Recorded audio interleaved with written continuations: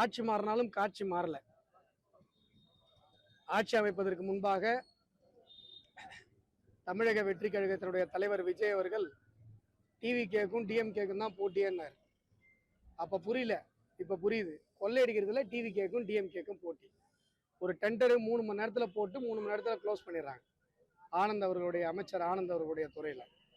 அதே போல பெண்களுக்கு எதிரான வன்முறைகள் தொடர்ந்து கொண்டே இருக்கிறது. அதை கண்டுகொள்ளாமல் இருப்பதில் திமுகவுக்கும் டிவிகேக்கும் போட்டி. கோயம்புத்தூர்ல 10 வயது பெண் குழந்தை கற்பழிக்கப்பட்டு கொல்லப்பட்டிருக்கிறாங்க. குற்றவாளிகள் தண்டிக்கப்பட வேண்டும் என்று பெற்றோர்கள் சடலத்தை வாங்காமல் போராடி கொண்டிருக்கிறாங்க. அதற்கு முன்பாக நீங்க 4 நாளைக்கு முன்னாடி பார்த்திருப்பீங்க, ஒரு பெண்ணை நடு ரோட்ல ஒரு கல்லை கொண்டு ஒரு பையன் அடிச்சே காயப்படுத்துறான். இந்த பொண்ணு என்ன நிலைமையில இருக்குன்னு தெரியல. குற்றவாளிகளுக்கு காவல்துறையின் மீது எந்த விதமான பயமும் இல்லை.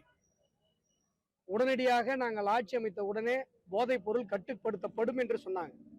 நீங்க கேட்கலாம், என்ன சார் ஆட்சி அமைச்சு 1 வாரம் தான் ஆகுது, இதெல்லாம் போர்க்கால அடிப்படையில் செய்ய வேண்டிய விஷயம். நீங்க பண்ருட்டில இப்பயும் கஞ்சா கிடைச்சிட்டு தான் இருக்கு. எந்த போதைப் பொருள் பரவலும் கட்டுப்படுத்தப்படவில்லை. இந்த டிவிகேக்கும் டிஎம்கேக்கும் போட்டினா எதுல போட்டி?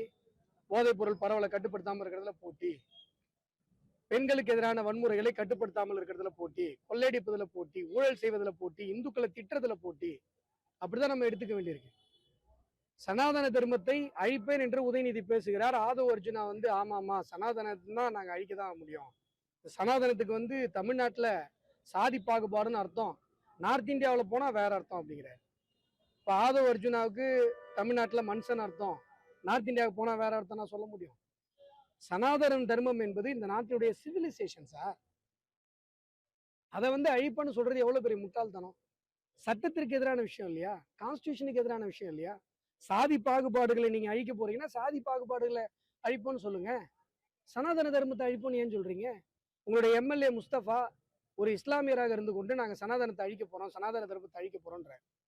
இன்னைக்கு இஸ்லாத்துல பல்வேறு மூட நம்பிக்கைகள் இருக்கிறது, நிக்கா ஹலாலா இருக்கிறது, பெண்கள் மசூதிகள் அனுமதிக்கப்படவில்லை.